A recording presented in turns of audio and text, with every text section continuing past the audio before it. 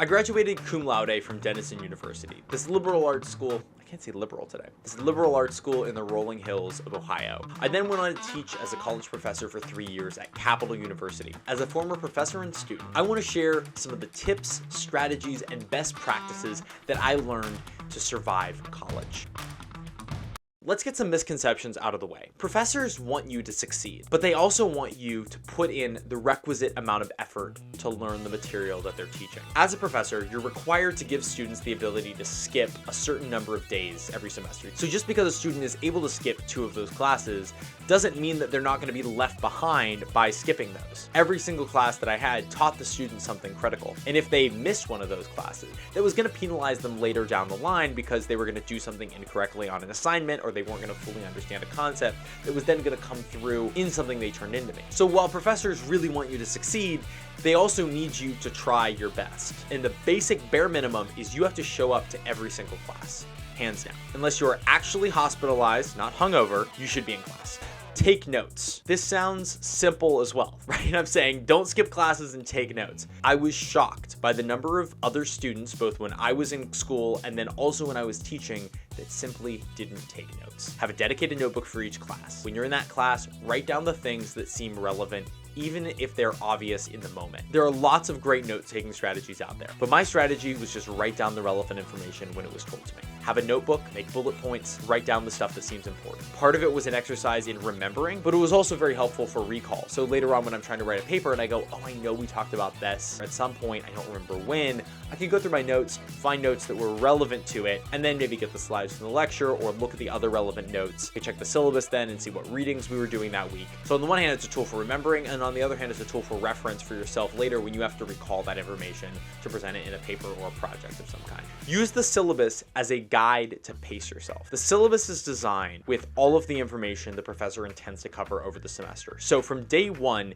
you have their game plan. You can look ahead in the syllabus at what the projects are going to be coming up. You can see when the midterm is going to be. You can see what the different assignments are going to be throughout the semester. When I was in school, I would take that syllabus, I would look at the things coming up, and I would just put them in my Google Calendar. And if you do that for all your classes, right? So you have 4 or 5 classes, they each have a syllabus, and you take all of the assignments from all of those syllabi and you put them in one Google Calendar, you can see like, oh, the week of March 3rd, I'm going to be slammed because I have 3 different big things that are due that week. So you can kind of get a sense of the ebb and flow of your semester ahead of actually doing the work. Start an assignment the moment it gets assigned to you, when the assignment explanation is still fresh in your head. I don't mean complete the assignment as soon as you get it assigned. Get started on it and put a dent in it. Write your outline, put together your concept, or just figure out your project. While that's fresh, while you're thinking about it, you're gonna have a much more fertile mind when it comes to like, oh, how am I gonna do this? Having that jumpstart will also allow your subconscious to start working on some things for you, so that when you come back to it a couple of days later, you're not starting from a blank page, you're starting from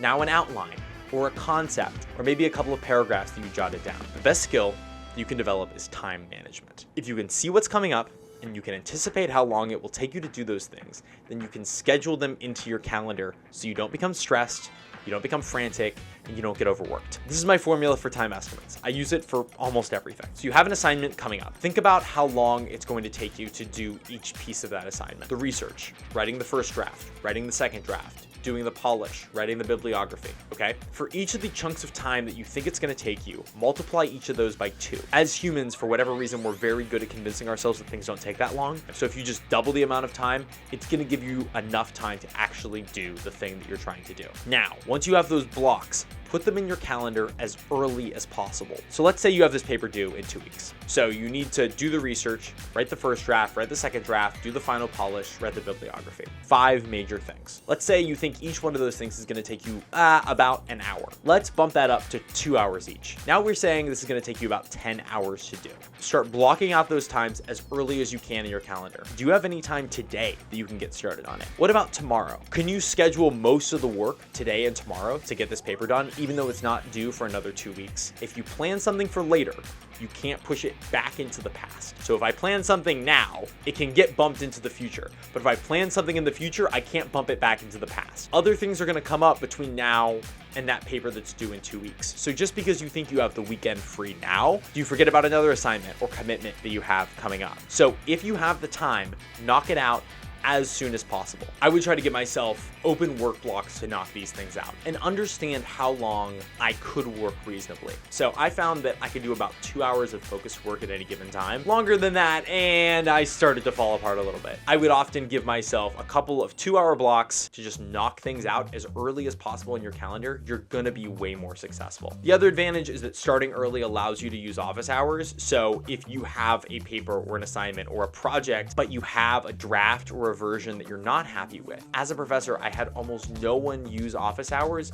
unless they were in an absolute emergency. I would have loved to use office hours as much more of a collaborative time. I would have loved for students to come to me, half of a project done, and we're just trying to figure out how to take this from 50% to 100%. Instead, I often got students who were late, who are panicking, trying to make up for lost work. Professors want to work with you, and if you have something done early or a version of something done early, they're able to help you refine that and get that to a level of quality that maybe you can even bump up by half or a full letter grade on. Turn everything in on time. Even if it's not perfect, on time is critical. As a professor, I want to see students putting in effort. I want to see them really trying to do something. Part of them really trying to do it is that they're able to meet the deadline that's already provided. So if you're going past the deadline that you're given, you're violating one of the rules of the assignment, which is not just that you can do it, but that you can do it within the time constraints provided. By turning things in on time, you're demonstrating to the professor that you care about their class, that you're taking it seriously, that you're prioritizing it. Even if the work isn't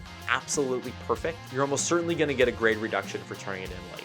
So on time is always better. Finally, I'll leave you with a piece of advice that I was given before I started college. Aim for B's. People that get B's get the same jobs as people that get A's. People that get B's just have more fun. Throughout college, I got a lot of A's and I got a lot of B's. But I found that if I simply showed up to class, took notes, knew when my assignments were going to be, blocked out time to do them early and turn them in, I was almost guaranteed to get a B+. The effort required really isn't that high. You just have to show up and take it seriously. So I hope some of you found this video helpful. Please like and comment below, and I'll see you guys next time. Bye, everybody.